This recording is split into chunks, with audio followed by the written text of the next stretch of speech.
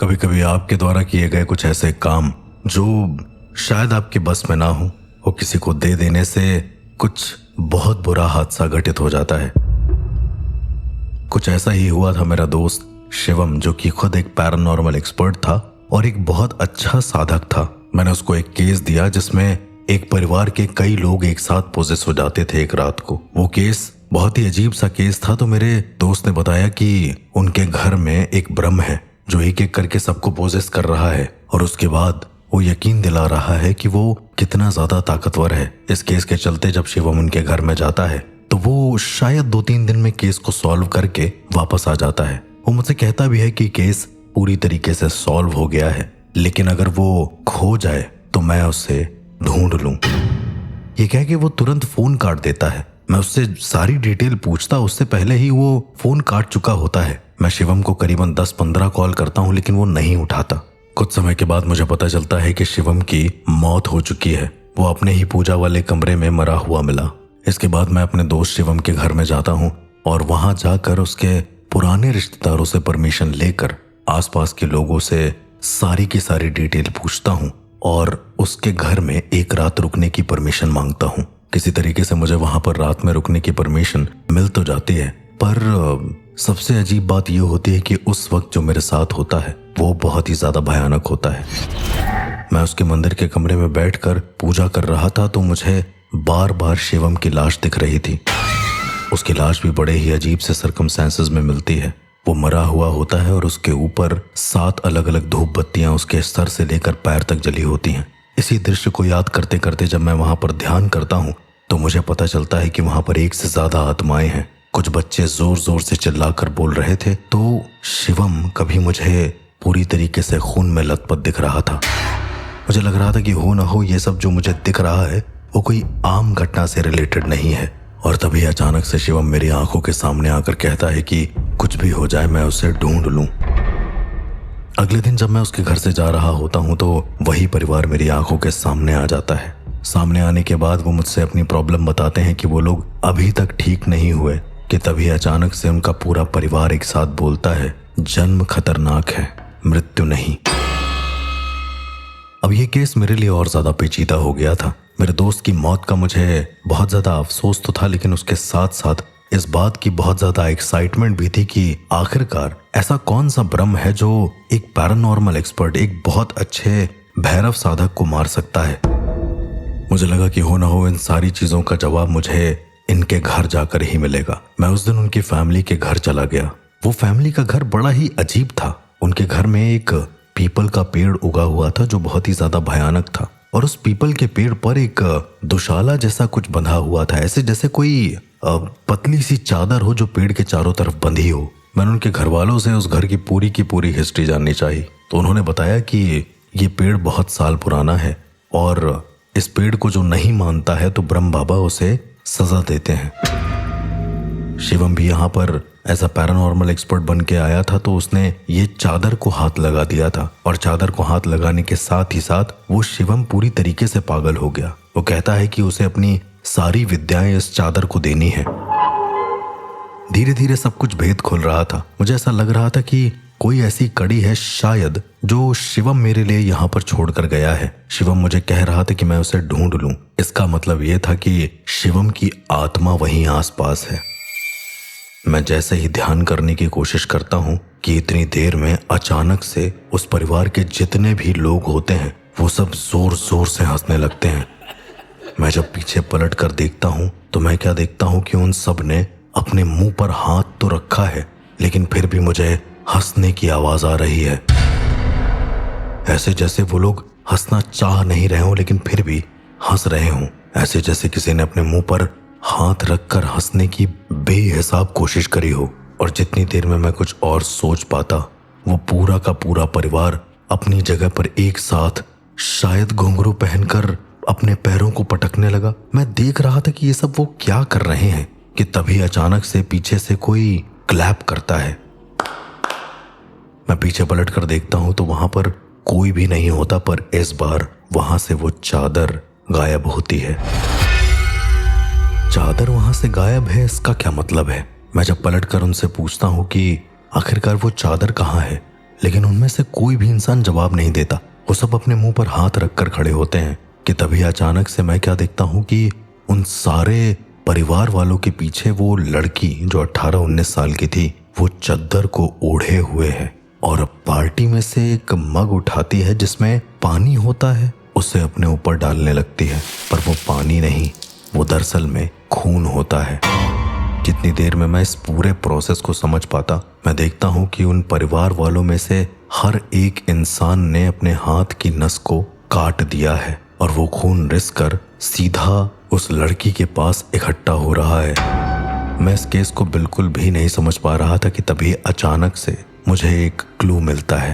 मैं पीछे पलटकर उस पेड़ की तरफ वापस देखता हूँ तो वहां पर एक गोल चक्र बना होता है, एक प्रतीति यंत्र। आप लोगों के सहूलियत के लिए मैं बता दूं कि प्रतीति यंत्र एक ऐसा यंत्र होता है जो एक साधक दूसरे साधक को स्पेशल बताने के लिए रखता है। उस प्रतीति यंत्र में कई सारी शक्तियां भी होती हैं, साथ ही साथ साधक का एक ऐसा अंश शामिल होता है जो वो अपने जीवन काल में यूज नहीं कर सकता। मैं देखता हूं कि मेरे दोस्त शिवम का बनाया हुआ एक प्रतीति यंत्र वहीं पर है। वो चादर तो अब वहां नहीं है, लेकिन उसके स्थान पर वो यंत्र पेड़ पर गुदा हुआ है। मैं तुरंत भाग कर जाके उस यंत्र को जैसे ही निकालता हूँ, मैं क्या देखता हूँ कि सारे परिवार वालों की आंखें एक साथ जोर जोर से झपकने लगती हैं, ऐसे जैसे उन्होंने कुछ ऐसा देख लिया हो जो बहुत ज्यादा भयानक हो। मेरे सामने एक पूरा परिवार जिनकी आंखें लगातार झपक रही थी और उनके मुंह पर हाथ था। हंसी की आवाज अभी भी बंद नहीं हो रही थी और उन परिवार वालों के ठीक पीछे एक लड़की जो कि 18-19 साल की थी, जिसके ऊपर एक कपड़ा लगा हुआ था, वो नहाए जा रही थी खून से।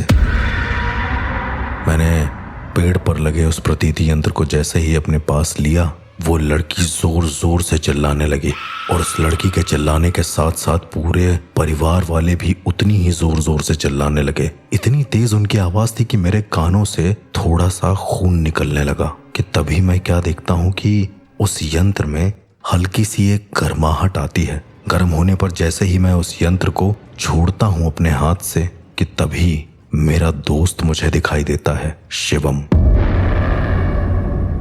जिसकी मृत्यु हो चुकी थी। मैं देखता हूं कि शिवम की लाश अपने हाथ में 7 अलग अलग धूप बत्तियों को पकड़कर मेरी आंखों के सामने खड़ी थी। वो शायद मुझसे कुछ इशारा कर रही थी। वो बार बार कुछ ऐसा कह रही थी कि जो मैं समझ नहीं पा रहा था।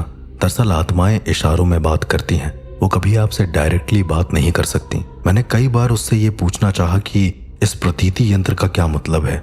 इतनी सारी चीखों के चलते मुझे कुछ भी समझ में नहीं आ रहा था। मैंने देखा कि मेरा दोस्त मेरे सामने खड़ा है। उसने एक जलता हुआ कपूर अपने मुंह में डाला और जोर जोर से नाचने लगा, ऐसे जैसे वो कुछ नाच कर बयां करना चाहता हो। और इसके बाद मेरे दोस्त ने उस पेड़ के पास जाकर 3 बार अपने सर को पटका और जमीन पर लेट गया।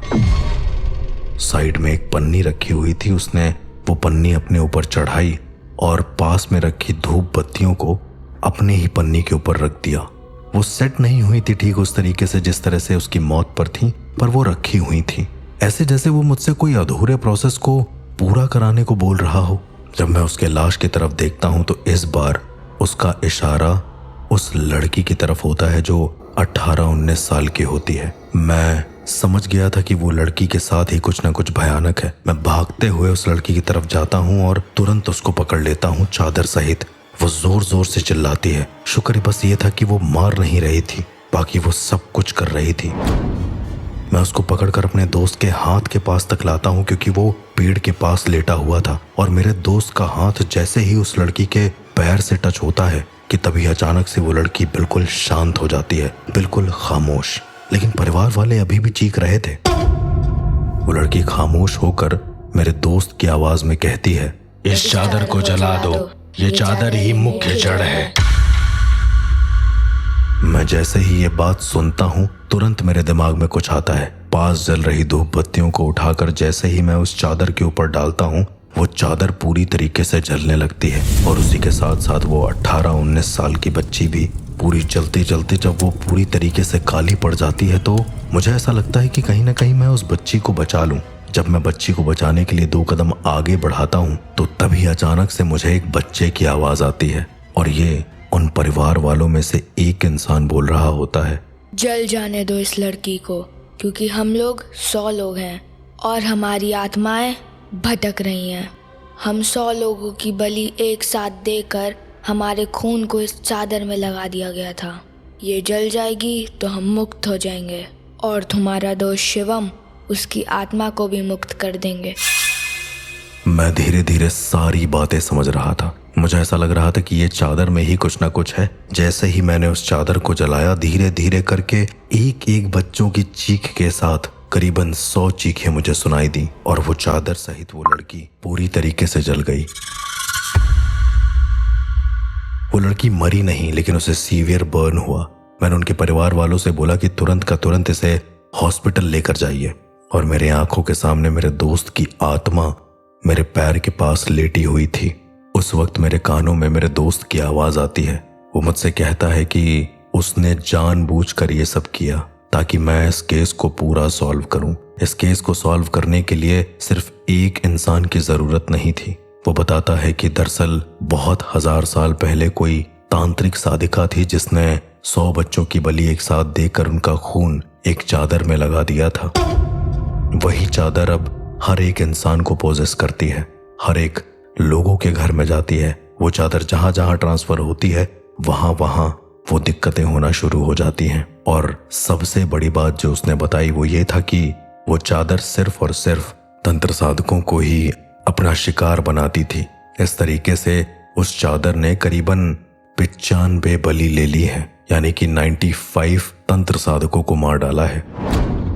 शिवम 96 नंबर का था। वो मेरी भी जान लेना चाहती थी, लेकिन किसी तरीके से मेरे दोस्त शिवम की आत्मा ने मुझे बचा लिया। वो केस पूरी तरीके से सॉल्व हो गया। उस चद्दर की सारी राख को मैंने एक पात्र में इकट्ठा करा और उसे गंगा जी में जाकर बहा दिया। उसके बाद से वो हाथ से कभी आए नहीं सामने, लेकिन आज भी ऐसा लगता है कि उस गांव में वो चादर कहीं ना कहीं आ जाती होगी। 100 बच्चों का खून, यानी कि कोई बहुत भयानक तंत्र, एक ऐसा तंत्र जो हर इंसान की समझ के परे हो। कुछ ऐसे गुप्त तंत्र आज भी मौजूद है जिनके बारे में किसी भी साधक को नहीं पता। मेरे दोस्त ने अपने जान की बलि तो दे दी, लेकिन मुझे बचा लिया। आज भी मेरा दोस्त कई बार मेरे कानों में आकर मुझसे कई सारी बातें करता है। मेरे दोस्त का हमेशा एक चीज कहना था, कभी कभी राक्षसों को मारने के लिए खुद भी राक्षस बनना पड़ता है, और शायद वो बात मेरे जहन में आ चुकी थी। वो लड़की अभी भी आधी जली हुई है, कभी कभी मुझसे मिलती है, पर क्या होगा उस चादर का अगर वो फिर से लौट आई तो। इस तरह की और घटनाओं के बारे में जानने के लिए सुनते रहिए the real ghost encounters with RJ अर्श।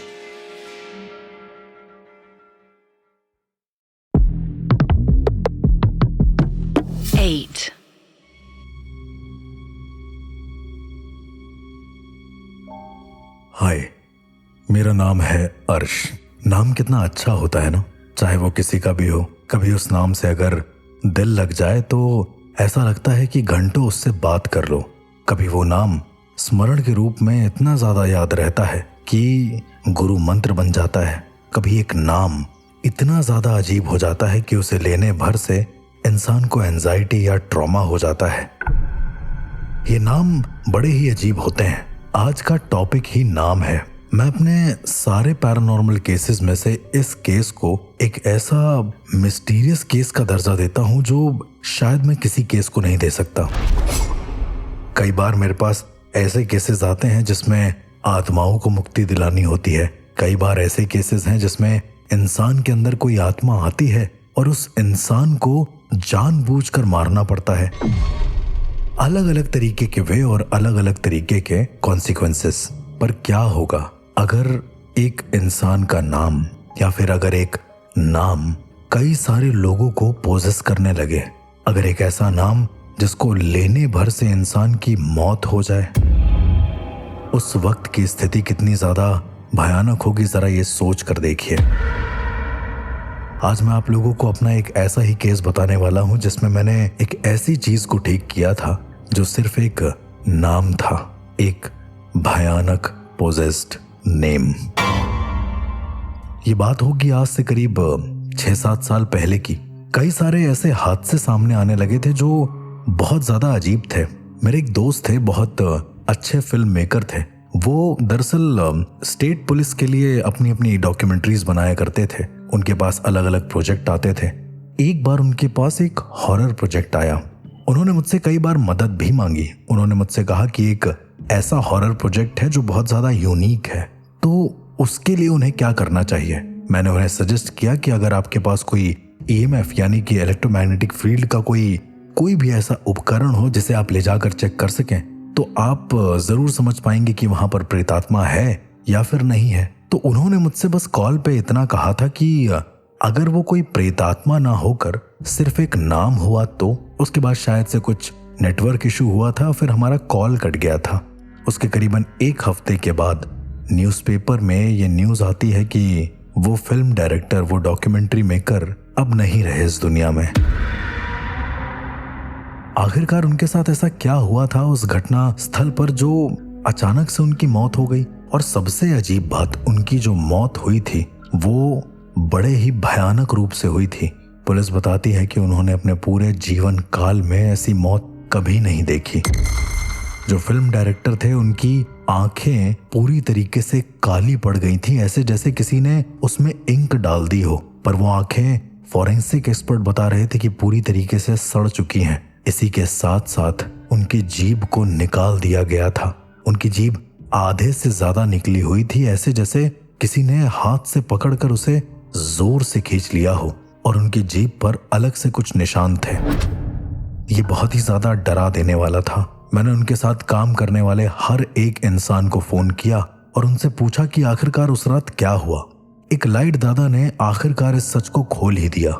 मैंने जब उन दादा से पर्सनली जाकर ये सारी बात पूछी तो वो बड़े ही रोते हुए कहने लगे कि वो मना कर रहे थे सुरेश को फिल्म शूट करने से, पर फिर भी सुरेश माना नहीं। सुरेश यानी कि वही फिल्म डायरेक्टर जो मेरा दोस्त था। उन्होंने बताया कि वो एक ऐसे गांव में गए जहां पर जाना वर्जित था, जहां पर लोगों ने ये बोल दिया था कि अगर तुम लोग सुबह के 8 बजे भी पहुंचोगे तो यहाँ पर प्रेत आत्माओं का साया कंटिन्यू बना रहेगा। और एक नाम जो कि बोलना नहीं है कभी भी, आप लिख के बता सकते हो, पर उस नाम का अगर आपने गलती से भी उच्चारण कर लिया तो उस नाम से जुड़ी हुई आत्मा तुम्हें मार डालेगी और तुम्हारे पास महज 15 मिनट का वक्त होगा बचने के लिए। लाइट दादा इतने सीनियर थे कि मैं उनकी बात को नेग्लेक्ट कर ही नहीं सकता था। मुझे ऐसा लग रहा था कि लाइट दादा अपनी बात के जरिए मुझसे कुछ कहना चाहते हैं। मैंने फिर से उनसे पूछा कि क्या वो नाम मुझे आप दे सकते हैं। उन्होंने कुछ नहीं बोला। वो मेरे सामने खड़े हो गए और उन्होंने अपनी स्लीव्स को फोल्ड किया। उनके स्लीव्स के नीचे एक नाम लिखा हुआ था, वही नाम जिसको लेने से वो आत्मा आ जाती है। इससे पहले कि मैं उस नाम का उच्चारण करता, लाइट दादा ने मना कर दिया और लाइट दादा ने मेरे मुंह पर अपना हाथ रखते हुए उस नाम को खुद ले लिया। इसके बाद वो फूट फूट कर रोने लगे कि उनके घर वालों को अब कौन देखेगा। मैंने उनसे कहा कि आप इतना परेशान क्यों हैं। उन्होंने कहा कि अब वो उसको नहीं छोड़ेगा, चाहे कुछ भी हो जाए। उन्होंने नाम इसलिए ले लिया ताकि मेरी मौत ना हो सके। उनके पास घड़ी देखकर सिर्फ और सिर्फ 15 मिनट बाकी थे। वो घड़ी के हर एक कांटे की सुई के साथ साथ मुझे ऐसी नजरों से देख रहे थे कि मैं उन्हें बचा लूं। मैंने उनसे कहा भी कि मैं किसी तरीके से आप पर भैरव मंत्र का उच्चारण करता हूं, चाहे कुछ भी हो जाए, आपकी अकाल मृत्यु तो नहीं होगी। उन्होंने कहा कि मैं मर ही कहां रहा हूं। 15 मिनट के बाद मेरी आत्मा कैद हो जाएगी। मैं ब्रह्म को जा ही नहीं पाऊंगा, कभी मोक्ष मिलेगा ही नहीं, ऐसे जैसे उन्हें हर एक सच पता हो। मैंने उनसे बार बार पूछा कि आखिरकार मुझे इस सच के बारे में बता दें। अगर उनके पास समय भी कम है तो वो मुझे बताएं, मैं उन्हें कुछ नहीं होने दूंगा। वो बार बार रोते रोते मुझसे बस इतना कहने लगे कि मैं उनके परिवार को किसी तरीके से बचा लूं। मैंने उन्हें यह आश्वासन दिया कि चाहे कुछ भी हो जाए, अगर उनकी मौत हो भी जाती है तो मैं उनके परिवार की रक्षा करूंगा। मैं अपने गुरु से आज्ञा प्राप्त करके सीधा उस जगह चला जाता हूं जहां पर यह सारी घटना हुई थी। और वहां पर कुछ ऐसा होता है जिसे देखकर मेरा ज्ञान भी कम पड़ जाता है। अपने अनुष्ठान की तैयारी के लिए मैंने सारे उपयोगी सामान अपने पास रख लिए थे।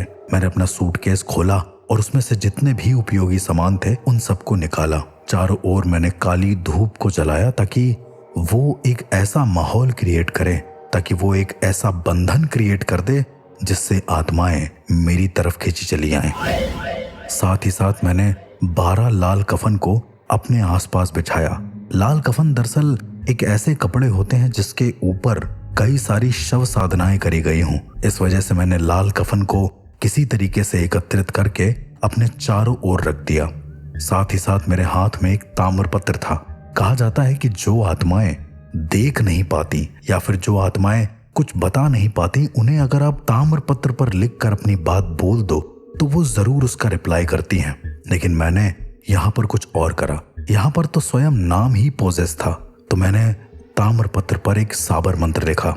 जो लोग नहीं जानते उनके लिए मैं बता दूं कि साबर मंत्र एक ऐसे मंत्र होते हैं जिन्हें भगवान शिव ने स्वयं कीलित किया था। चंद्र की एक ऐसी रात आती है जहां पर वो कीलित मंत्र अपने आप खुल जाते हैं। जब मैं कहता हूं किसी मंत्र को कीलित किया था, इसका मतलब उस मंत्र को अभिमंत्रित कर दिया था, यानी उसको सिद्ध करने की जरूरत नहीं। उसको जब आप बोलोगे तो वो अपने आप सिद्ध हो जाएगा।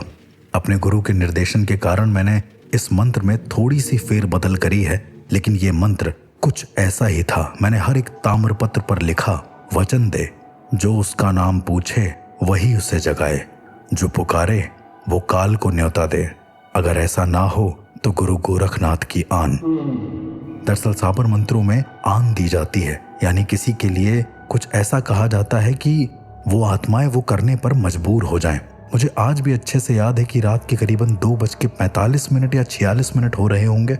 देखते ही देखते मुझे क्या लगने लगा कि जो मेरे आसपास 12 लाल कफन रखे हुए थे वो धीरे धीरे अपनी जगह से खिसक रहे हैं, ऐसे जैसे कोई उन्हें जानबूझकर धीरे धीरे खिसका रहा हो। मैंने अपने सामने एक मटकी भी रखी थी जिसके अंदर पानी रखा था। वो पानी धीरे धीरे अपने आप खौलने लगता है और वो पानी अब खून में परिवर्तित हो चुका था।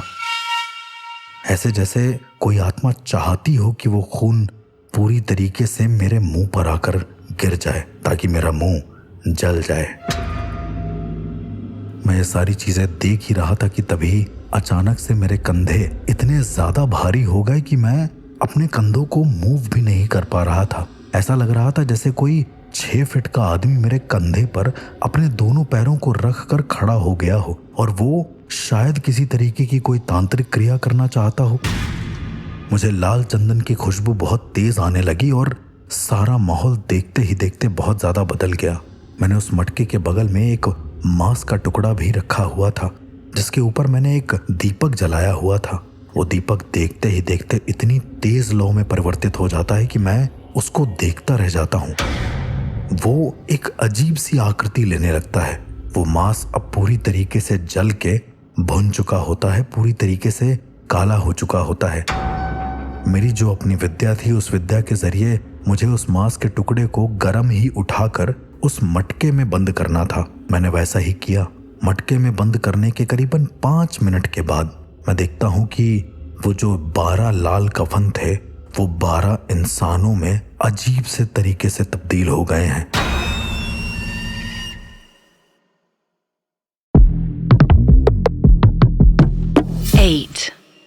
मेरे सामने 12 लाशें खड़ी थी जो पूरी खून से सनी हुई थी। उनके ऊपर एक लाल कपड़ा था। खून जमीन पर टपक रहा था बहुत बुरी तरीके से। मैं इससे पहले उनसे कुछ पूछता, उन्होंने एक नाम का उच्चारण किया और ये नाम वही नाम था जो नाम उन लाइट दादा के हाथ पे लिखा हुआ था। दरअसल उन्होंने कालवाचक और उसके आगे एक छोटा सा और नाम ऐड किया था। कालवाचक तो तांत्रिक का शायद शुरुआती नाम था, उसका पूरा नाम कुछ और था। मैंने उस नाम के बारे में इतना खौफ सुन रखा था कि शायद अगर कोई आम इंसान उस नाम को ले भी ले तो शायद उसका पतन पूरी तरीके से निश्चित था। मैं जानबूझकर यहाँ पर उस नाम को बदल दूंगा, काफी हद तक सिमिलर नाम दूंगा, लेकिन उस नाम को नहीं बताऊंगा ताकि आप लोगों को वो जरा सा भी इफेक्ट ना करे। वो नाम था कालवाचक निरुद्र।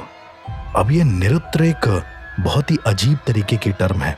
अगर आप इसका संधि विच्छेद करेंगे, यानी कि इसको तोड़कर देखेंगे, तो निरुत्र मतलब निरुत्तर, जिसका कोई उत्तर ना हो। उन दादा के हाथ पर भी नाम लिखा था निरुत्र। मैंने जब देखा ध्यान से तो वो सारे के सारे 12 लोग बार बार कालवाचक निरुत्र, कालवाचक निरुत्र, कालवाचक निरुत्र सिर्फ यही बोले जा रहे थे। मैंने जब उन्हें बार बार संबोधित किया कि मुझे जवाब चाहिए, सवाल नहीं, और अपने ताम्रपत्र पर जो वचन यानी कि जो साबर मंत्र लिखे थे उसे उठाकर जैसे ही मैंने उन 12 खून से सने हुए इंसानों यानी कि उन आत्माओं को वो ताम्रपत्र दिया, उसी वक्त वो सारे ताम्रपत्र लिए हुए आत्माएं बिल्कुल शांत हो गए और उन्होंने बोला, मैं नाम से बंधा रहूं, पर जिसे मेरा नाम ज्ञात हो जाए वो सदा के लिए मेरा दास बन जाए। और ये बार बार वो 12 लोग एक एक करके बोलने लगे। मुझे लगा हो ना हो ये तांत्रिक किसी तरीके से अपनी कहानी बताने की कोशिश कर रहा है। इसका मतलब उसको शायद ये वरदान था कि जो भी उसका नाम बोले वो पूरी तरीके से बंध जाए और उसका दास हमेशा के लिए रहे। थोड़ी ही देर में पता नहीं क्यों मुझे वो वाक्य सुनते सुनते एक अजीब सी नींद जैसी आने लगी और धीरे धीरे मैं अपने ही स्थान पर सो गया। पर यहाँ पर एक और भयानक घटना हुई। मैं अपने सपने की दुनिया में जा चुका था पूरी तरीके से, और इस बात से मैं पूर्णतया अवगत था। पूरी तरीके से मुझे पता था कि मैं सपने में हूँ। मैं उस सपने में क्या देखता हूँ कि एक तांत्रिक है जो कि जंगलों के बीच बैठकर कुछ पूजा कर रहा है। वो जंगल पूरी तरीके से खून से लथपथ है और वहां पर एक नहीं करीबन हजारों इंसानों की लाशें होंगी जिसके ऊपर बैठकर वो आदमी कुछ साधना कर रहा था। मैंने ध्यान से देखा तो वो आदमी एक्चुअली में उन सारे शवों के ऊपर एक एक साधना करने में लगा हुआ था और उसके बाद वो कुछ वचन बोलता है। दरअसल वो आदमी उन सारी लाशों के ऊपर बैठकर कोई साधना कर रहा था। उसने 999 शायद मासूमों की बलि दे दी थी और अपना नाम इस शर्त पर गुप्त किया था कि जो भी उसे बोलेगा वो सिर्फ मरेगा नहीं बल्कि उसकी आत्मा को कालवाचक निरुत्र अपनी काल गुफा में कैद कर लेगा। एक ऐसी जेल जो न मृत्यु है न मोक्ष है। मैंने अपने सपने में ही सही लेकिन इस नाम को कई बार दोहरा लिया था। अब सपने में जब मैं ये सब चीजें देख रहा होता हूँ कि तभी अचानक से कुछ लोग मुझे बुलाते हैं मेरे नाम से। जब मैं पीछे पलट कर देखता हूँ तो मेरा दोस्त सुरेश वहीं पर होता है जिसकी मौत हो चुकी होती है। अब सपने में तो कुछ भी संभव है। सपने में मेरा दोस्त पूरी तरीके से नीला पड़ चुका होता है और वो मुझसे रो कर कहता है कि तुम भी नहीं बचोगे, तुमने उसका नाम ले लिया है, अब वो तुम्हें भी नहीं छोड़ेगा। मैंने जब उससे पूछा कि आखिरकार इस श्राप का नियम क्या है, इस कला का नियम क्या है, तो वो सुरेश जो कि मेरे दोस्त की आत्मा थी वो मुझसे कहती है, नाम बोलो और बंध जाओ, नाम दो और छूट जाओ। ये 2 चीजें उसने बार बार बोली। मैं अभी भी नहीं समझ पा रहा था कि आखिरकार ये हो क्या रहा है। जितनी देर में मेरा दोस्त कुछ बोलता उतनी देर में सारी लाशें एक साथ एक ही मंत्र बोलने लगी, निरुत्र जागृता अस्ति, निरुत्र जागृता अस्ति, यानी कि निरुत्र जाग चुका है। मुझे लगा कि ये शायद उस मंत्र की मेन कुंजी है जिस मंत्र के थ्रू ये लोगों को बांध रहा है। इसने अपने नाम को ही गुप्त कर दिया है। दरअसल निरुत्र ने एक ऐसी साधना करी थी जो बहुत ही ज्यादा भयानक थी जिसके बारे में किसी को नहीं पता। मैं जैसे ही सपने से वापस आता हूँ मैं उसी वक्त अपने गुरु का ध्यान करता हूँ। मेरी आंखों के सामने 12 लाशें हाथों में ताम्रपत्र लेकर खड़ी होती हैं और साथ ही साथ मुझे डर होता है उस नाम का। मेरे गुरु मुझे मार्गदर्शन देते हैं। वो बताते हैं कि 1200 ईस्वी में शायद यहाँ पर कोई तांत्रिक का ग्रुप हुआ करता था जो कि तंत्र साधनाएं करता था। उन्हें मृत्यु को अपने वश में करना था, इस वजह से वो ट्रेंड हो रहे थे। लेकिन तभी एक बच्चे का जन्म होता है जिसका नाम था निरुत्र। कहा जाता था कि वो बचपन से ही केवल शवों से बात करता था। वो इतना ज्यादा भयानक था कि उसने अपने ही गुरु को मारकर उनकी पूरी विद्या छीन ली थी। उसने महाकाल वाक्य की खोज करी, एक ऐसा मंत्र जो बोलते हैं कि आत्मा से शरीर को अलग कर देता है और उसे एक ऐसी गुफा में कैद कर देता है जो सिर्फ उस इंसान के बस में होती है खोलना। उसने एक ऐसा खतरनाक तंत्र किया जिसमें उसने करीबन 1008 लोगों की बलि दी, जिसमें वो हर एक बॉडी पर एक मंत्र खोद देता था। उसके खून से एक मंत्र लिखता था और वो मंत्र था जस्मिन नाम वदंती तस्मै जीवनम वियोगमस्तु, यानी कि जो मेरा नाम कहे उसे जीवन से वियोग प्राप्त हो। ये यज्ञ जैसे ही उसने पूर्ण किया उसका नाम पोजेस हो गया, अमर हो गया। उसकी बॉडी तो मर गई लेकिन अब वो सिर्फ एक नाम बनकर रह गया। जो नाम बोले वही उसका पिंडदान बने। मेरे गुरु ने यह भी बताया कि निरुद्र की एक ऐसी प्रिजन है, एक ऐसी गुफा है जिसे काल शून्य कहा जाता है। शास्त्रों के अनुसार कई ऐसे साधक हैं जिन्होंने काल शून्य को भी साधा है, जिन्होंने आत्माओं को ऐसी जगह कैद कर दिया है कि वो आज तक मुक्त नहीं हो पाई हैं। कहा जाता है कि वहां पर आत्माएं न मरती हैं न जीती हैं, बस निरुद्र के मंत्र दोहराती हैं, यानी उस साधक के मंत्र दोहराती हैं जिस साधक ने उस नाम को सिद्ध किया हो। निरुत्रम शाश्वतम। उनकी चेतना कभी भी विलीन नहीं होती, वे सब एक साथ उनकी शक्ति को बढ़ाती हैं। मेरे लिए ये सब जानना बहुत ही ज्यादा भयानक था। मैं जैसे ही अपनी चेतना में वापस आया मुझे लगा इसको किसी तरीके से खत्म करना बहुत ज्यादा जरूरी है, जो कि नाम से जन्मा है और नाम से अमर है। अब निरुद्र को मुझे रोकना नहीं, उसके नाम को खत्म कर देना है। पर इंसान कैसे भुला देगा उस नाम को? किसी ने तो सुना होगा। मेरे दिमाग में बार बार यही सवाल चल रहा था कि उसी वक्त मेरे गुरु ने ताम्रपत्र पर मुझे कुछ दिखाया। मेरे हाथ अपने आप उस ताम्रपत्र पर चलने लगे और उस पर लिखा था निर्वाण यज्ञ। निर्वाण यज्ञ? तथ्य निर्माण विद्या एक तरीके की ऐसी विद्या होती है जिससे आप नाम, इंसान या उसकी आत्मा किसी को भी बंधनों से मुक्त कर सकते हैं। ये दरअसल में बंधनों से मुक्त करने की एक प्राचीन विद्या है जिसे शायद बहुत कम लोग जानते हैं। मैंने इस विद्या को स्पेशली नेपाल के पास जाकर एक बहुत पुराने साधक थे उनसे सीखा। तथ्य निर्माण विद्या जो बहुत ही ज्यादा खतरनाक थी। मैंने खुद को गुरु मंत्र के उच्चारणों में बांधा और सीधा नेपाल चला गया। 2 दिन के बाद जब मैं वापस उसी जगह लौटता हूँ तो अब मुझे लगा कि जब मेरे पास ये विद्या है तो क्यों ना मैं इसके नाम को ही खत्म कर दूं। मैंने जो भी विद्या उन साधक से सीखी थी उस विद्या का इस्तेमाल वहां पर किया। एक ऐसा अनुष्ठान जिसमें मैंने एक कलश के ऊपर एक छोटा सा नारियल स्थापित किया।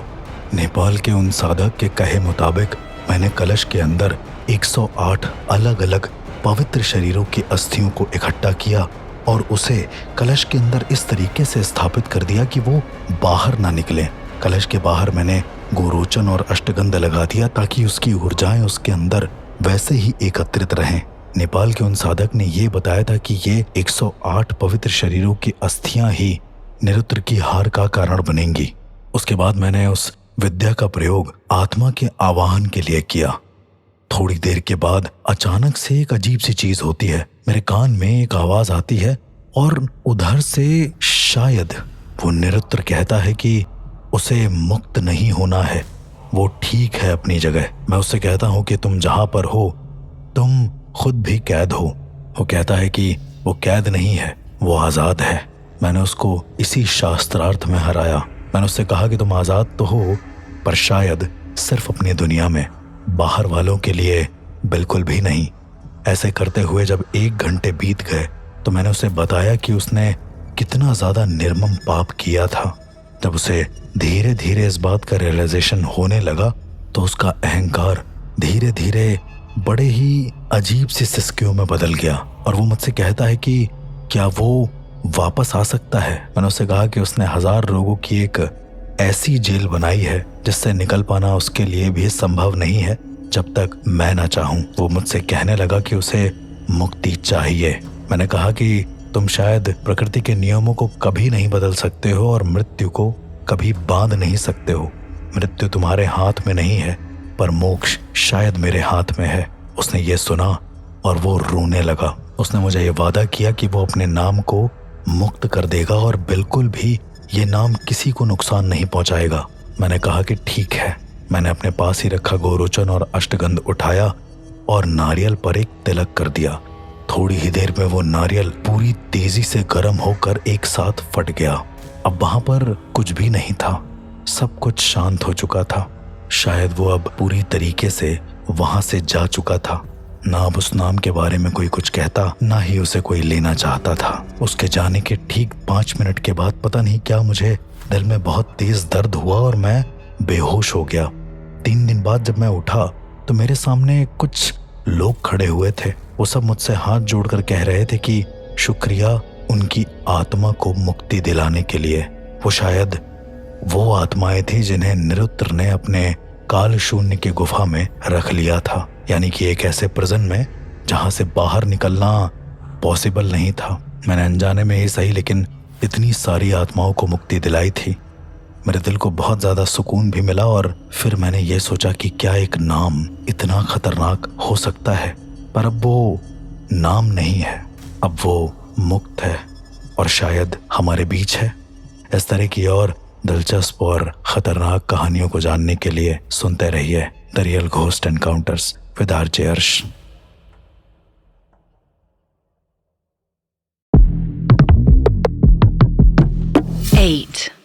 आत्माएं भी अपना एक बहुत अलग तरीके का संसार बुनती हैं, एक अलग तरीके की चीजों को चुनती हैं ताकि वो शायद अपना बदला ले सकें या शायद अपने द्वारा किए गए कृत्यों को अंजाम दे सके। मेरे पास ऐसे ही एक फाउंडर का फोन आता है जो शायद किसी सोसाइटी के फाउंडर का फोन होता है। वो मुझसे कहता है कि उसकी सोसाइटी में एक के बाद एक लगातार 5 परिवार मर गए। जब कोई मुझसे कहता है कि एक इंसान मर गया तो समझ में आता है कि शायद वहां पर कोई पैरानॉर्मल घटना हुई होगी, लेकिन जब कोई मुझसे कहता है कि उसके सोसाइटी में करीबन 5 अलग अलग फैमिलीज मर गई हैं तो ये मेरे लिए बहुत ही ज्यादा भयानक चीज हो जाती है, क्योंकि इसका पता लगा पाना शायद किसी के बस में नहीं होता।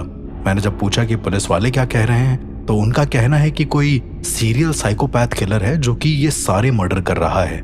मैं जब वहां जाकर उनसे 5 खूनों के बारे में सुनता हूँ तो पता चलता है कि एक परिवार जो था उसकी आंखें बिल्कुल अचंभित तरीके से खुली रह गईं और वो मर गया। दीवार पर लिखा हुआ था, इसे सिर्फ वही खेलें जिसे सच बोलने की हिम्मत हो। और क्या उन्होंने किसी को दुख पहुंचाया है, ये सच है या झूठ। इसके साथ साथ अलग अलग परिवारों की अलग अलग तरीके से मौत। किसी के कमरे में बिल्कुल बैठे बैठे गायब हो जाने की खबर आई तो किसी के आईने को पकड़कर मरने की मौत। कोई तो ऐसा था कि सोते सोते मर गया और वो कोमा में जाके 14 दिन के बाद अपने आप इंसान उठा ही नहीं। इन सारे परिवारों की मौत का पता लगाने के लिए मुझे उस फ्लैट में जाकर रुकना था जहां से ये सब शुरू हुआ था, फ्लैट नंबर 45 जो कि ग्राउंड फ्लोर पर ही था। मैंने उन फाउंडर मेंबर से बोला कि मुझे एक रात उस कमरे में रुकने की परमिशन दे। मैं कोशिश करूंगा कि जितनी जल्दी हो सके उस केस को सॉल्व करूं। अब उस कमरे में जाने पर अचानक से जैसे ही मैंने रूम लॉक करा है, किसी ने 3 बार बहुत जोर से दरवाजा खटखटाया है। मैंने जब पूछा कि कौन है तो उधर से आवाज आती है कि अरे दरवाजा खोलो, मैं अर्श हूं, मैं सच का पता लगाने आया हूं।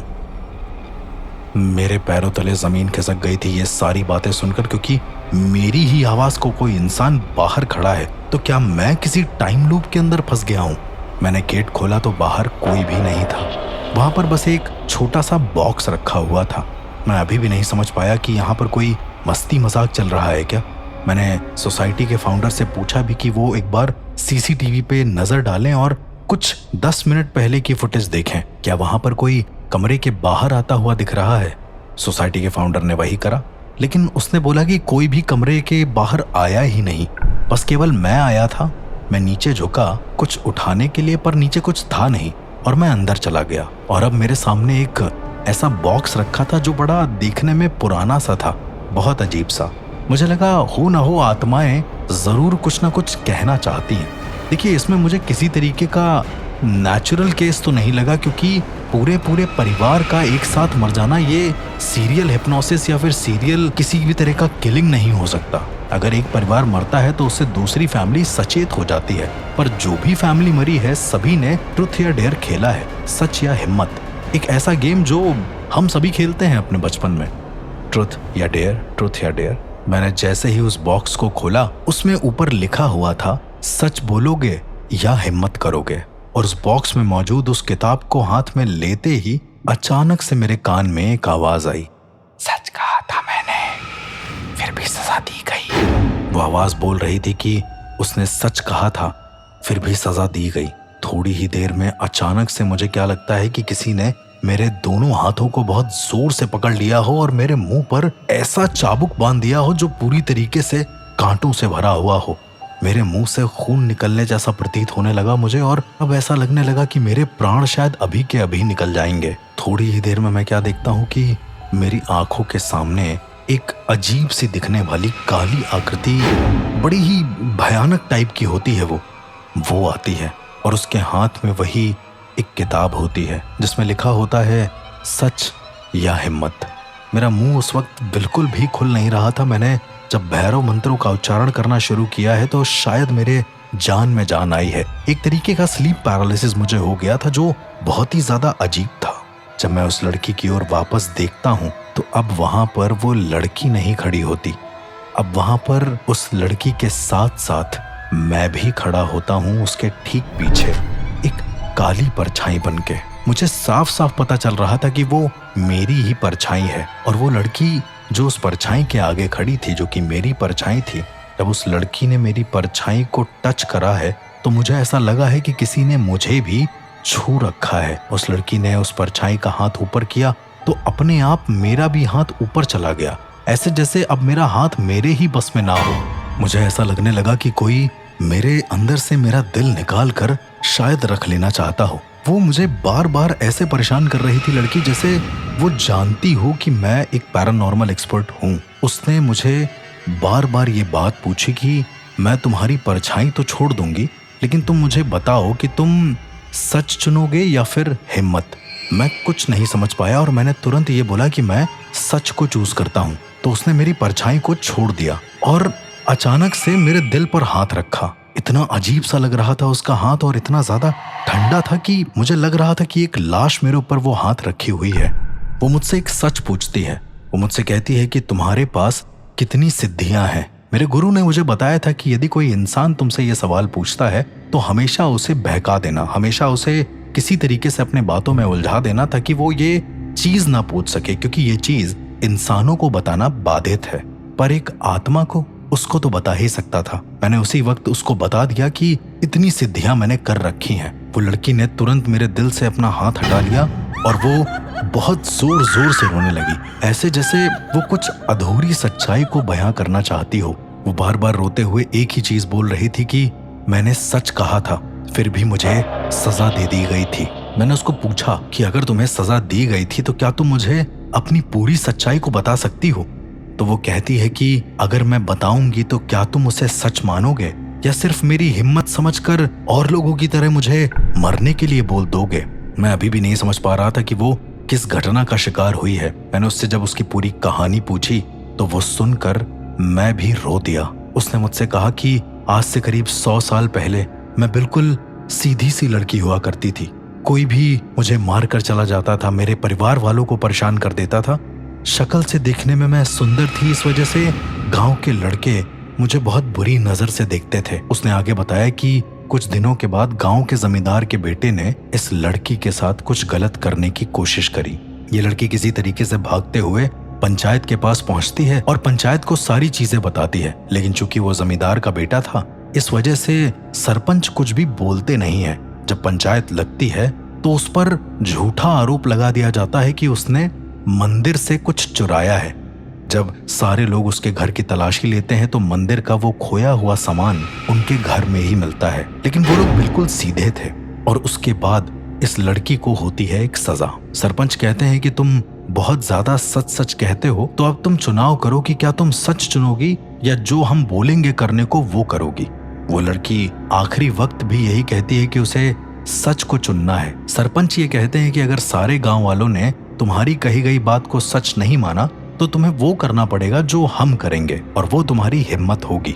लड़की और उसका परिवार दोनों के दोनों राजी हो जाते हैं। सरपंच फिर से पूछते हैं कि तुमने मंदिर से वो सामान क्यों चुराया? तो लड़की जैसे ही बोलती है कि उसने सामान चुराया ही नहीं, उसे सारे गांव वाले झूठा समझने लगते हैं, क्योंकि उसके घर में उसी वक्त वो मंदिर से चुराया हुआ सामान मिलता है। अब चूंकि सारे गांव वाले उसे झूठा समझ रहे थे, इसलिए सरपंच उससे कहते हैं कि तुम्हें अब इतनी हिम्मत करनी पड़ेगी कि तुम्हें पेड़ पर लटकना पड़ेगा काफी देर तक, और पेड़ काफी ऊंचा होगा।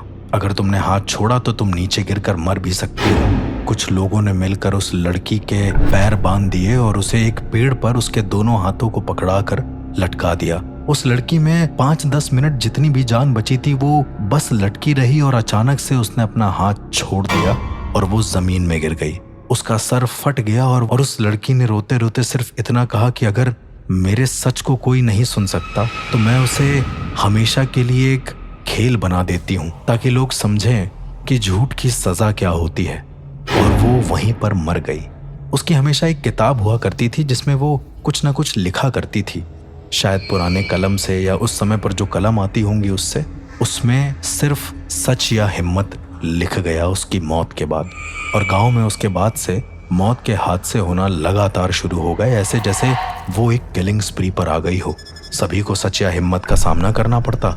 जो सच बताता उसे भी मौत मिलती और जो हिम्मत लेता उसे और भी ज्यादा भयानक मौत मिलती। अब मेरे सामने वो लड़की की आत्मा और उसकी पूरी सच्चाई थी। उसने मुझसे कहा कि तुमने मेरी सच्चाई सुन तो ली है पर मुझे मोक्ष फिर भी नहीं मिलेगा, क्योंकि आज भी वो लोग आजाद घूम रहे हैं। मैंने उनसे कहा कि ये तो 100 साल पहले की बात है, तो फिर आज भी कैसे मौजूद होंगे वो लोग। उसने बताया कि इस सोसाइटी का जो फाउंडर मेंबर है वो उस सरपंच का वंशज है। अगर वो मेरे साथ सच और हिम्मत का खेल खेलेगा तो उसकी आत्मा मुक्त हो जाएगी। उस दिन मैंने उस फाउंडर को भी उस कमरे में बुलाया। वो बहुत ज्यादा डर रहा था उस कमरे में आने से, पर मैंने उसे इंश्योर किया कि मैं उसे कुछ होने नहीं दूंगा।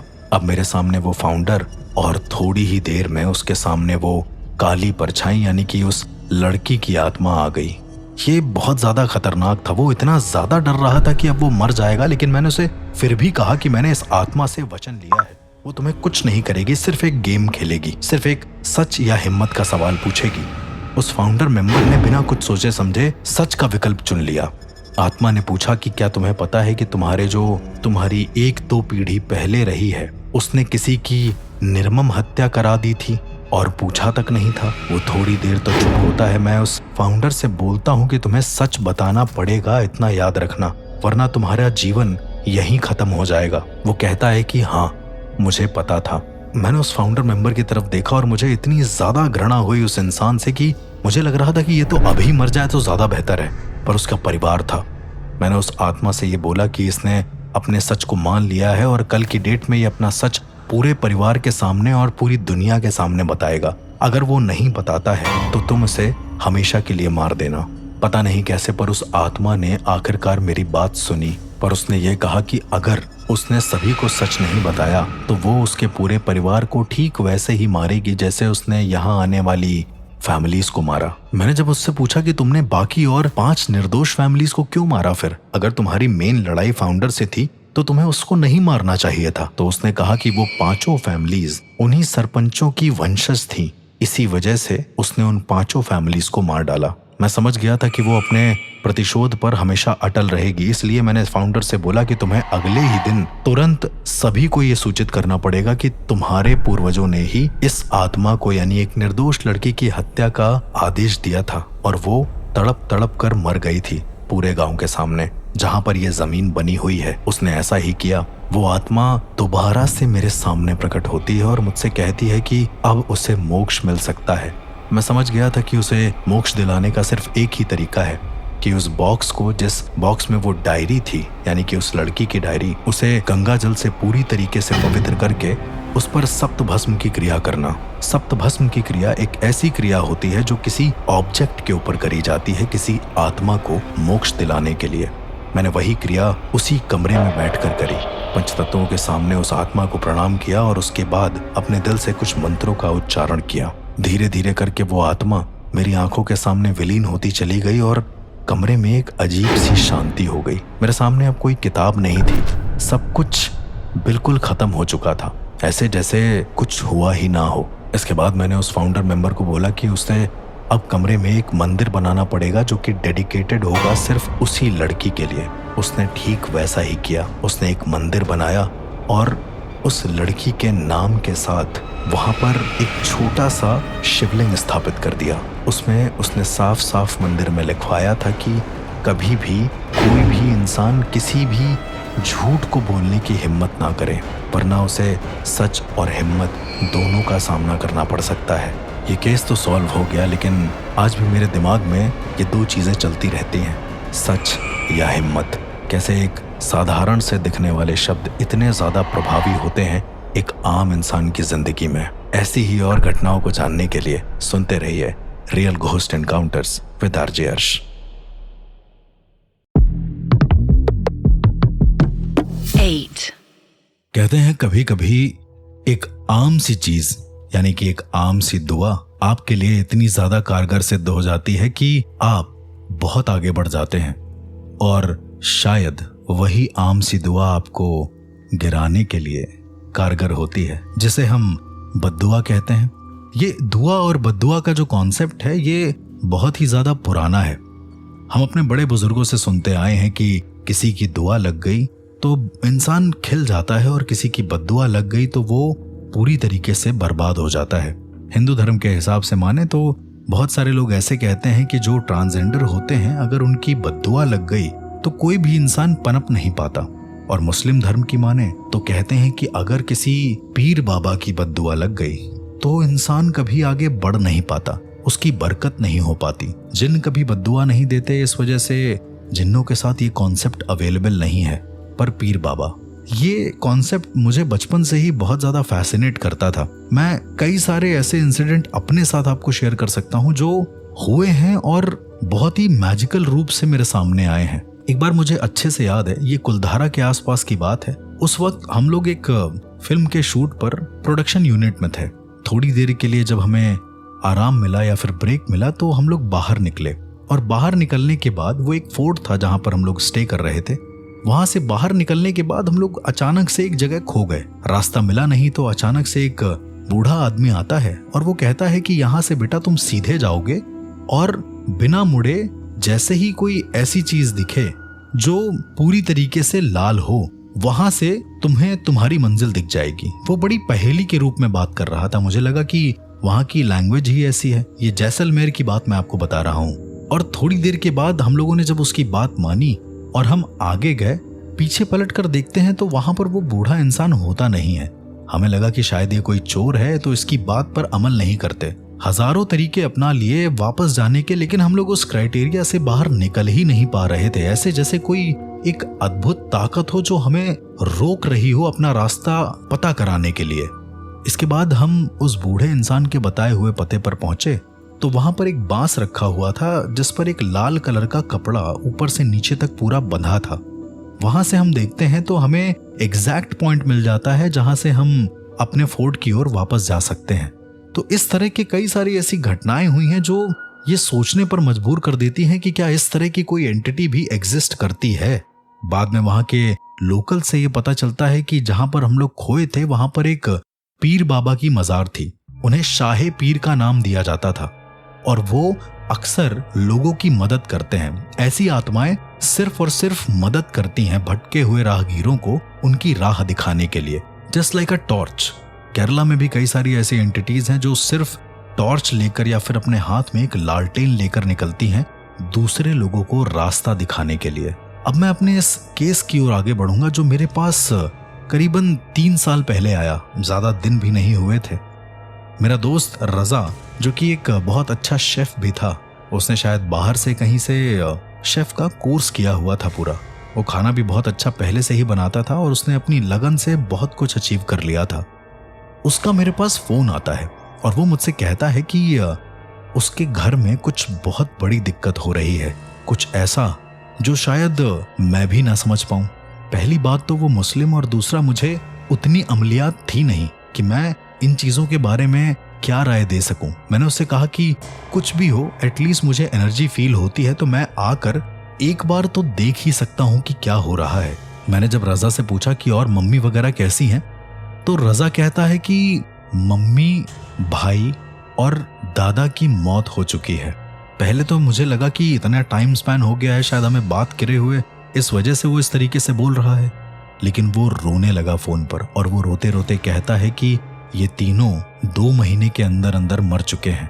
उसे लग रहा है कि शायद वो एक पनौती है अपने घर के लिए जो गलत तरीके से यहाँ पर आ गया है। मैंने उससे पूछा कि कुछ ऐसा गलत चीज जो तुम लोग कर रहे हो, क्योंकि उसने मुझे कुछ समय पहले बताया था कि वो लोग किसी दरगाह जाते हैं। मैंने जब उससे पूछा तो वो कहता है कि मैं अगर बोलूंगा तो वो सुन लेगा, तुम यहाँ पर आना, मैं तुम्हें पढ़ाऊंगा। मैं उसकी बात से इतना तो समझ गया था कि वो किसी ऐसी आत्मा का जिक्र कर रहा है जो बोली सुन सकती है लेकिन लिखावट देख नहीं सकती या उसे पढ़ नहीं सकती। मैंने अपने कई सारे ऐसे गुरुओं से जो मेरे आध्यात्मिक पथ पर रहे हैं, उनसे मैंने सुना था कि इस तरह के कई सारी चीजें होती हैं। कई सारी ऐसी आत्माएं भी होती हैं जो सिर्फ बोली सुनती हैं, सिर्फ श्रुति करती हैं, वो देखती नहीं है। इसके बाद मैं सीधा अपने दोस्त के घर चला गया। वहां जाने पर उसने मुझे मना कर दिया कि मैं उसके घर में रुकूं। पहले मैं पूछता हूं कि क्यों, तो वो मुझसे कहता है कि अगर तुम रुकोगे तो वो तुम्हारी भी फैमिली को मार डालेगा। उसके हाथ में एक डायरी और पेन था। जब मैंने उससे पूछा कि कौन मार डालेगा, तो वो लिखता है गद्दी के पीर बाबा। गद्दी के पीर बाबा। मैं कुछ नहीं समझ पाया। इससे पहले मैं अगला शब्द बोलता, उसने मेरे मुंह पर हाथ रखा और इशारे से बोला कि जो भी कहना है पेपर में लिख कर कहो, बोल कर नहीं। मैंने उसकी खाली आंखें देखी थी उस वक्त। पहली बार मैं अपने दोस्त को इतना ज्यादा खामोश देख रहा था, एक ऐसी खामोशी को लिए जो शायद उसे अंदर ही अंदर मारती जा रही थी। उसने मुझे पेन दिया और मैंने लिखा कि किस पीर बाबा की बात कर रहे हो। वो कहता है कि तुम्हारी आंखों की सीध में एक कमरा है जिस पर सिर्फ कुंडी लगी हुई है, कोई ताला नहीं है। उस कमरे में एक पीर बाबा रहते हैं, उनकी पूरी पूरी गद्दी रखी हुई है और वही अब लोगों को मारती है। मैंने उससे वापस से लिख कर पूछा कि इसका इलाज अभी तक मिला क्यों नहीं, कैसे तुम्हें ये पता कि वही मार रही है। तो वो लिख कर बताता है कि तुम्हें भी थोड़ी देर में आइडिया हो जाएगा इस बात का। इसके बाद मैं उसके घर थोड़ी देर तक बैठा और फिर मैं उस कमरे में जाने के लिए उससे कहने लगा जिस कमरे में वो गद्दी रखी हुई थी। वो कहता है कि उसके पास सिर्फ और सिर्फ 3 दिन बचे हैं, इसके बाद वो मर जाएगा। जितना ज्यादा हो सके वो उससे बातें कर ले, वरना पता नहीं फिर कब मुलाकात होगी। मैंने उससे कहा कि मुझे एक बार उस कमरे में जाकर देखना है, अगर वो अलाउ करता है तो। उस दिन रात को कुछ ऐसा हुआ जिसे देखकर मुझे ये पूरी तरीके से यकीन हो गया कि ये झूठ तो नहीं बोल रहा। रात को करीबन 1:30 बजे के आसपास मेरी आंखें खुलती हैं। मुझे बहुत जोर से प्यास लगती है। मैं पानी पीने के लिए जब उठता हूं तो मुझे एक बहुत मीठी सी पर बहुत नाक को चुभने वाली स्मेल आती है। मैं उस स्मेल का पीछा करते करते उस कमरे के बाहर तक पहुंचता हूं जिस कमरे के अंदर वो गद्दी थी। उस कमरे के अंदर से कुछ तिलावतों की आवाज आ रही थी। कुरान पाक की कुछ ऐसी आयतें कोई पढ़ रहा था जो मुझे भी नहीं समझ में आ रही थी। मैंने अपने कुछ गुरुओं और अपने कुछ दोस्तों से इसके बारे में सुना तो था, पर कभी ऐसा लाइव नहीं देखा था। मेरे सामने जो गेट था वो हल्का सा खुला हुआ था। जब मैंने उसके झरोखे से झांक कर देखा तो मैं क्या देखता हूं कि मेरा दोस्त अपने हाथ में कुरान पाक को उल्टा करके पकड़े हुए है और उसके दूसरे हाथ में एक मुर्गे का एक बच्चा है, एक चूजा, जो शायद पूरी तरीके से मर रहा हो। और सामने जो गद्दी बनी हुई थी उसके आसपास कुछ तो ऐसा था जो बहुत ही ज्यादा रहस्यमय लग रहा था। हल्का सा धुआं, शायद स्मेल वहीं से आ रही थी, जो धीरे धीरे बढ़ता जा रहा था। और बढ़ते बढ़ते वो इतना बढ़ गया कि मेरा दोस्त उसी धुएं में कहीं गायब सा हो गया। मैंने इस चीज को बिल्कुल भी नहीं टोका, क्योंकि मुझे मेरे गुरु ने यह आदेश दिया था कि यदि तुम किसी क्रिया को देख रहे हो तो एज अ साधक तुम्हारा ये रिस्पॉन्सिबिलिटी बनता है कि तुम उसे टोको नहीं जब तक तुम उसके बारे में जानते ना हो। मुझे इस धर्म के बारे में ज्यादा नॉलेज नहीं थी, इस वजह से मैं पीछे हट गया और अपने कमरे में आकर चुपचाप से लेट गया। इसके बाद मैंने अपने दोस्त रिजवान को फोन किया। रिजवान एक बहुत ही सुलझा हुआ और दीन को मानने वाला इंसान था। वो बहुत अच्छा पैरानॉर्मल एक्सपर्ट भी था, पर वो उस शहर में मौजूद नहीं था। उस वक्त वो कहीं बाहर था, शायद चेन्नई वगैरह में। उसने मुझसे बताया कि वो जो गद्दी तुम देख रहे हो वो गद्दी कोई आम गद्दी नहीं हो सकती, और अब वो एक काली गद्दी बन चुकी है जिस पर सिफली अमल किया जाता है। वो गद्दी अब बरकत नहीं देती, वो गद्दी अब लोगों का खून पीती है। मैंने कहा कि तुम इतना श्योर होकर कैसे कह सकते हो? उसने कहा कि तुम देखना, गद्दी पूरी तरीके से काली पड़ चुकी है। उसका शायद कहीं ना कहीं से कथन भी ठीक था। अगले दिन मैंने अपने दोस्त को लिखकर सारी चीजें बताई। वो कहता है कि इसका क्या हल है और ये कैसे सही होगा। मैं उसको तुरंत लेकर बाहर चला गया और उससे बाहर पूछा कि पहले मुझे तुम्हारे घर में जो भी हुआ है वो क्यों घटित हो रहा है, इसके बारे में जानना बहुत जरूरी है। और ये सब शुरू कहां से हुआ, मौत कैसे हुई है, मुझे इसके बारे में भी पता लगाना है। मेरा दोस्त इधर उधर देखता है और वो कहता है कि कोई ऐसा बूढ़ा इंसान है जो उसे देख रहा है, वो शायद बोल नहीं पाएगा, उसे लिखना है। मैंने उसे फिर मना किया। मैंने उसे कहा कि तुम जिस दायरे में खड़े हो वो एक बहुत ही पाक मजार है। मैं उसे दरअसल एक ऐसी मजार ले गया था जो उस शहर की बहुत जानी मानी मजार थी। मैंने कहा कि तुम डरो मत और मुझे बताओ कि तुम क्या देख रहे हो और तुम किस चीज से गुजर रहे हो। कोई भी बुरी आत्मा या कोई भी ऐसी आत्मा जो तुम्हारे आसपास है वो इस मजार के अंदर प्रवेश नहीं कर सकती। उसका प्रवेश और श्रुति दोनों बाधित हैं, क्योंकि कहा जाता है कि अगर कोई भी इंसान जो बहुत ज्यादा परेशान हो या फिर जिसको बहुत ज्यादा दिक्कत हो, वो अगर किसी पाक मजार में जाता है तो उसके एंटर करते ही किसी भी तरीके की नेगेटिव एंटिटी उसके शरीर को छू नहीं पाती, सिर्फ तब तक के लिए जब तक के लिए वो उस मजार के अंदर रहता है। उसने मुझे बात बताना शुरू किया और जब उसने मुझे एक ऐसी चीज बताई, यानी कि पहला ऐसा इंसिडेंट बताया जो उनकी माँ के साथ हुआ था, तो मुझे और ज्यादा यकीन होने लगा कि ये गद्दी अब कहीं से रुकेगी नहीं। उसने बताया कि वो अब्रॉड में था, उसके घर से फोन आता है कि उसकी माँ तड़प रही है बहुत तेज। उसने मुझे बताया कि उसने कॉल पर सुना कि उसकी माँ जोर जोर से चिल्लाकर कह रही है कि सेवा करना भूल गए हो, लगता है तुम्हें याद दिलाना पड़ेगा। उसकी माँ बार बार ये चीख रही थी और उसकी माँ इतनी जोर जोर से ये चीख रही थी कि कॉल पर ही चीखते चीखते मेरे दोस्त की माँ ने अपना दम तोड़ दिया। उनके गले से खून इतनी तेज निकला, शायद चिल्लाने की वजह से, कि उनकी आंखें वहीं खुली की खुली रह गईं और वो ये बोलते बोलते मर गईं कि सेवा करना भूल गए हो, लगता है याद दिलाना पड़ेगा। मेरा दोस्त जब ये बता रहा था तो उसके हाथ पैर ऐसे कांप रहे थे जैसे मानो वो बाबा या फिर उस पीर बाबा की आत्मा उसके पास ही कहीं खड़ी हो। मुझे भी धीरे धीरे ये एहसास होने लगा कि अगर मैंने इसकी पूरी कहानी पूछ ली तो कहीं इसको दिक्कत ना हो। इस वजह से मैंने उसे बैठाया और उसके साथ आत्मबंधन की क्रिया करी। ये एक ऐसी क्रिया होती है जिसके जरिए मैं उसकी आत्मा में या फिर उसकी पुरानी काया में, पुरानी चेतना में प्रवेश करके उस चीजों के बारे में जानकर वापस आ सकता हूँ। मैंने वहीं उसी मजार पर यह प्रक्रिया करी। मुझे जो पता चला वो बहुत ही हैरान कर देने वाला था। उनकी माँ के मरने के बाद उसके भाई की मौत, और उसके भाई की बहुत ही दर्दनाक मौत हुई थी, क्योंकि उसका भाई गद्दी को बिल्कुल भी मानता नहीं था। बचपन से वो हमेशा मजाक उड़ाया करता था। वो गद्दी के लिए बार बार ये कहा करता था कि इसे तो मैं कभी भी यहाँ से हटा सकता हूँ। जैसे ही उसका भाई 16 साल का होता है, वो पता नहीं किस होश में रहता है कि वो अपने आप उस कमरे के अंदर चला जाता है और वहां जाकर उस गद्दी से उल्टी सीधी चीजें बोलने लगता है। पहले तो ये गद्दी इन लोगों को बहुत ज्यादा फल फूल रही थी, लेकिन अब जब ये बोलता है कि ये इसे यहां से उठाकर कहीं बेच देगा, उसी वक्त इसके भाई के साथ वो होता है जो पूरे परिवार ने सोचा नहीं होता।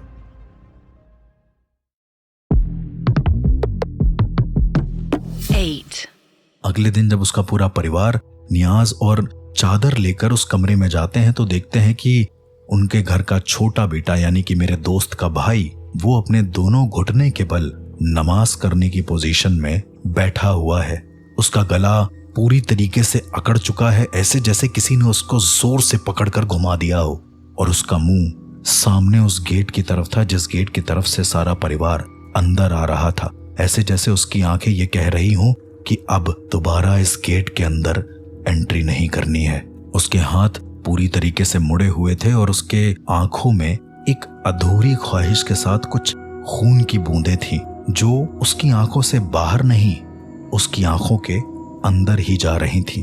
उसकी फातिहा कराने के बाद उसे प्रॉपर दफना दिया गया और उसके बाद गद्दी से वो लोग अलग अलग तरह की दुआएं करने लगे। दरअसल इनका पूरा परिवार एक गद्दी को कहीं किसी दरगाह से, वहां के सजदा नशीं से प्रॉपर पूछ कर लेकर आए थे। मुझे उसके पास चेतना में ये भी दिखा कि जिस सजदा नशी की दरगाह से वो ये गद्दी लेकर आए थे, उसने ये आगाह किया था कि अगर इसकी सेवा करना भूल गए तो ये अपने हिसाब से तुम्हें सजा देगी, और फिर ये पीर बाबा नहीं होंगे, फिर ये कुछ और होगा जो शायद तुम सोच भी नहीं सकते। सजदा नशी वो लोग होते हैं जो मजार की देखरेख करते हैं और जितने भी चादर चढ़ाने वाले लोग आते हैं उनकी चादर पर अपना हाथ लगाते हैं। साथ ही साथ मुझे तीसरी मौत भी दिखी जो मेरे दोस्त के दादा की थी। वो मौत बड़ी ही भयानक किस्म की थी। जितनी भी मौतें हो रही थी उसमें कोई ऐसा भी साइन नहीं था कि जहां पर पुलिस ये बता सके कि इसको किसी और ने मारा है या फिर ये खुद ही ऐसे करके मर गया है। उनके दादाजी एक दिन रात को उठते हैं और इतना पानी पीते हैं कि उनके शरीर में पानी की मात्रा हद से ज्यादा हो जाती है। एक्सेसिव पानी पीने की वजह से बहुत सारी दिक्कतें उनके शरीर में होने लगती हैं और एंड मोमेंट पर भी जब कोई उनकी बॉडी को देखता है तो उनके आंख से, उनके मुंह से और उनकी नाक से हल्का हल्का पानी निकल रहा होता है। वो मर तो चुके होते हैं लेकिन ऐसा लग रहा होता है कि उन्हें पानी जबरदस्ती चाहिए था या उन्हें इतनी प्यास लगी कि वो जबरदस्ती पानी को पीने के लिए वहीं पर बैठे रहे। अब मुझे समझ में आ गया था कि ये गद्दी कोई आम गद्दी नहीं है, इसके पीछे कोई बहुत बड़ी ताकत जुड़ी हुई है जिसको सॉल्व करना बहुत ज्यादा जरूरी है। मैं जैसे ही अपनी चेतना में वापस आता हूँ मैं तुरंत अपने दोस्त से ये कहता हूँ कि तुम बिल्कुल भी परेशान मत हो, मेरे पास इसका एक तरीका है। चूंकि मुझे उतनी ज्यादा मुस्लिम अमलियात के बारे में नॉलेज नहीं थी, इस वजह से मैंने अपने दोस्त रिजवान से हर एक चीज पूछी। मैंने उससे पूछा कि कैसे इन चीजों को ठीक किया जा सकता है। उसने मुझसे कहा कि 2 चीजें हैं जो शायद मुझे करनी होंगी, 2 मुस्लिम रूहानी रस्में, जिसके लिए शायद वो अपनी जगह से बैठकर तिलावत यानी कि ध्यान करेगा और वो कंटिन्यू जाप करता रहेगा। मुझे सिर्फ 2-3 अलग अलग प्रोसीजर को उस गद्दी के सामने करना होगा और अगर मैं उस प्रोसीजर को करने में फेल हुआ तो शायद मेरी आत्मा हमेशा के लिए जो गद्दी है जिसके सामने मैं ये सारा प्रोसीजर कर रहा हूं उसमें कैद हो जाएगी। मुझे ऐसा लगा कि भले ही हमारा मजहब अलग है लेकिन एटलीस्ट इंसानियत के नाते मुझे अपनी जान को एक बार दांव पर लगाना ही पड़ेगा। मुझे देखना पड़ेगा कि आखिरकार यहाँ पर क्या हुआ है जो बहुत ही ज्यादा अजीब है। मेरे दोस्त ने मुझे जितनी भी 2 रूहानी रस्मों के बारे में बताया था मैंने वो सारे सामान अपने दोस्त को खरीदने के लिए भेज दिया। उसके बाद मैं अपने दोस्त के घर में जाता हूँ और उस रूम में, जिस रूम में वो गद्दी होती है, वहां पर बैठकर उन सारी चीजों को करता हूँ। पहली जो उसने रस्म बताई थी वो थी सूरह बकरा की तिलावत और दम मतलब उस मंत्र को पढ़कर सिद्ध कर देना। मेरे दोस्त ने सूरह बकरा की तिलावत अपनी जगह पर शुरू कर दी थी। ऐसा मुस्लिम धर्म के हिसाब से मानना है कि ये कुरान की सबसे लंबी सूरह है और माना जाता है कि इससे जिन, शैतान और भटकी हुई रूहें दूर होती हैं। मैंने अपने दोस्त के बताए मुताबिक आबे ज़मज़म, जो कि एक तरीके का बहुत पवित्र पानी होता है, मैंने उसे उस कमरे में, जिस कमरे में गद्दी थी, उसके चारों ओर छिड़क दिया और उसके बाद गद्दी के चारों ओर एक घेरा बनाया। उसने मुझे एक आयत दी थी, उस आयत को पढ़ते पढ़ते मुझे वो घेरा बनाना था। इसके बाद मैंने वहां पर बैठकर ये पूछा कि अगर तुम सच में एक ऐसी आत्मा हो जो इंसाफ चाहती है तो वहां लौट जाओ जहां से तुम आई हो, तुम्हें अब यहाँ पर नहीं रहना होगा। कमरा थोड़ी ही देर में ठंडा होने लगता है और मुझे ऐसा लगता है कि मेरे सामने बहुत तेज कोई धुंध आ रही है और उसमें से एक बूढ़ा इंसान है जिसके सर पर एक सफेद कलर का साफा बंधा हुआ है, वो मेरे सामने आ रहा है। मुझे दिख रहा था कि जो आत्मा आई है उसकी आंखों में नफरत नहीं थी, दर्द था। मुझे लग रहा था कि अभी तक शायद इसके अंदर की जो आत्मा है वो नफरत के चलते ये सारी चीजें कर रही थी, पर नहीं, उसे दर्द था, एक ऐसा दर्द जो उसने किसी को नहीं बताया था। मैंने अपनी दूसरी रस्म सूरह उल फातिहा पढ़कर उस आत्मा के लिए ये दुआ करी कि उसने जो भी गुनाह किए हैं वो ऊपर वाला उसे माफ करे। उसी वक्त मेरे दोस्त ने भी सूरह अल फातिहा को पढ़ना शुरू कर दिया था। मैंने अपने दोस्त को बोला कि वो मेरे साथ मिलकर ये फातिहा पढ़े। उसने उस फातिहा को पढ़ना एज इट इज शुरू किया क्योंकि शायद बचपन में उसने ये फातिहा पढ़ रखी थी। थोड़ी देर के बाद वो बूढ़ा आदमी मेरे सामने आकर बैठ जाता है। उस बूढ़े आदमी को सिर्फ मैं देख पाता हूं और कोई भी नहीं। वो मुझसे कहता है कि क्या होगा अगर वो मेरी आत्मा को एक जगह पर हजारों सालों के लिए बंद रखे। वो अब मुझसे सवाल पूछ रहा था। मैंने उससे कहा कि बहुत बुरा लगेगा। मैंने जब उससे ये बात बोली तो वो कहता है कि बस मेरे साथ भी कुछ ऐसा ही हुआ था। वो बाबा मुझे बताते हैं कि उनका भी जीवन बहुत ही आम था। वो लोगों की मदद किया करते थे। वो रूहानी अमल को इतना ज्यादा अच्छे से जान गए थे कि वो एक ही जगह पर बैठे बैठे अपनी साधना में भी लीन रहते थे और साथ ही साथ तिलावत करते रहते थे कुरान पाक की। और जो भी इंसान उनके पास आता था वो फ्री ऑफ कॉस्ट, बिना किसी चार्ज के वो उसकी मदद कर दिया करते थे। जब वो बाबा बहुत अच्छे से मशहूर होने लगे तो वो पीर बाबा की गद्दी के नाम से वो जगह फेमस हो गई। जिस जगह पर बैठकर वो सारी की सारी तिलावतें करते थे, कहा जाता है कि वहां पर उनकी ऊर्जा ने अपना घर करना शुरू कर दिया, अपना स्थान बनाना शुरू कर दिया। कुछ बाहरी लोगों को ये भनक लगी कि शायद बाबा जिस पर बैठता है वो जगह ही बड़ी खतरनाक है, वही जगह चमत्कारी है, बाबा के अंदर कोई चमत्कार नहीं। इसलिए वहां के आसपास के कुछ लोगों ने मिलकर एक बहुत बुरा प्लान बनाया। बाबा उस वक्त शायद ध्यान कर रहे होंगे। उस वक्त 3-4 लोग आए और उनके सर पर जोर जोर से प्रहार करने लगे। उनके सर से बहता हुआ खून उनकी गद्दी में जाकर लग गया और हमेशा के लिए उन बाबा की आत्मा उस गद्दी से जुड़ गई। इसके बाद जब अगले दिन लोग उन बाबा के घर जाते हैं तो देखते हैं कि ना वहां पर बाबा हैं, ना ही कोई गद्दी। वो गद्दी दरअसल जिन लोगों ने मारा था वही लोग उठाकर अपने घर में ले गए थे। पर थोड़े समय के बाद उनकी भी मौत बहुत रहस्यमय तरीके से हो जाती है और वो गद्दी वापस से उसी दरगाह में आ जाती है। तब से वहां पर लोग पूजा पाठ करते हैं, उस पर चादर चढ़ाते हैं और अब वो एक बहुत ही फेमस जगह बन चुकी थी जहां से लोग ठीक हो सकते थे। पर फिर बाबा ने जो बताया वो बहुत ज्यादा अविश्वसनीय था। उन्होंने बताया कि मेरा दोस्त रजा, उसकी फैमिली पूरी पता नहीं किस धुन में थे।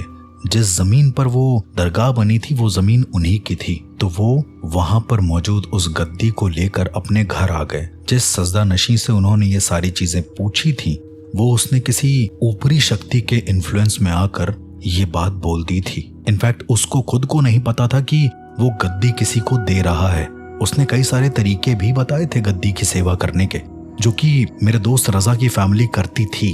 पर धीरे धीरे जैसे जैसे उनके काम आगे बढ़ने लगे, जैसे जैसे सब कुछ ठीक होने लगा, लोगों ने ध्यान देना बंद कर दिया और वो गद्दी अब बदले की नहीं इज्जत की भूखी रहने लगी, जो उसे शायद नहीं मिलती थी। उसके अंदर कैद वो पीर बाबा की रूह और ज्यादा तड़पने लगी और धीरे धीरे वो एक ऐसे फॉर्म में तब्दील हो गई जो बहुत ही ज्यादा रिवेंजफुल है, जिसे चाहिए कि कोई उसे इज्जत दे। वो बाबा बैठकर मुझे हर एक चीज बता रहे होते हैं और उनकी आंखों में आंसू होते हैं। मैंने उन बाबा को ये इंश्योर किया कि इस तिलावत के पूरी होने तक आपको पूरी तरीके से मोक्ष मिल जाएगा और आपकी तसल्ली के लिए मैं सिर्फ इतना कहूंगा कि यहाँ पर आपके नाम का एक स्थान बनाया जाएगा जिसे हमेशा लोग आकर चादर चढ़ाएंगे और आपको मानेंगे। वो पहले तो इस बात को माना नहीं और उसने तुरंत मेरा हाथ पकड़ लिया। मेरा हाथ बुरी तरीके से ऐसे जलने लगा जैसे किसी ने इस पर एक जलता हुआ कोयला रख दिया हो। मैंने पास ही बैठे मेरे दोस्त रजा को बोला तो रजा कहता है कि वो ये सारी चीजें करेगा, बस किसी तरीके से वो इन सब चीजों से छुटकारा पा जाए।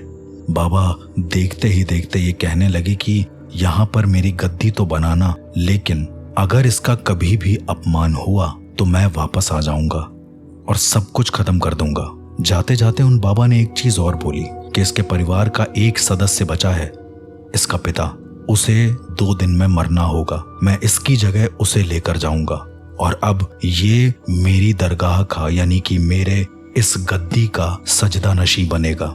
मैं आप लोगों को बता दूं कि मेरा दोस्त रजा अब वहां पर चादरें चढ़ाता है। जो लोग चादर लेकर आते हैं उसने अपने ही घर में उनकी पूरी की पूरी एक मजार बना रखी है जहां पर लोग आज भी आते हैं और आज भी उनका काम होता है। ऐसा नहीं है कि वो अब बाबा काम नहीं करते, उनका काम आज भी होता है। मुझे आज भी उन बाबा के कहे हुए शब्द याद हैं कि ये ना रहमत है ना आजमाइश है, बस एक सबक है जो कि हर इंसान को समझना चाहिए। मेरा दिल मुस्कुराया उस वक्त और मेरा दिल आज भी उस इंसिडेंट को याद करते करते एक ही चीज कहता है कि मैं सिर्फ इंसान की रूह सुनता हूं, उसका धर्म नहीं। दर्द एक है तो इलाज भी एक ही होना चाहिए और वो है साफ नियत। इस तरह की और घटना के बारे में जानने के लिए सुनते रहिए the real ghost encounters with RJ अर्श।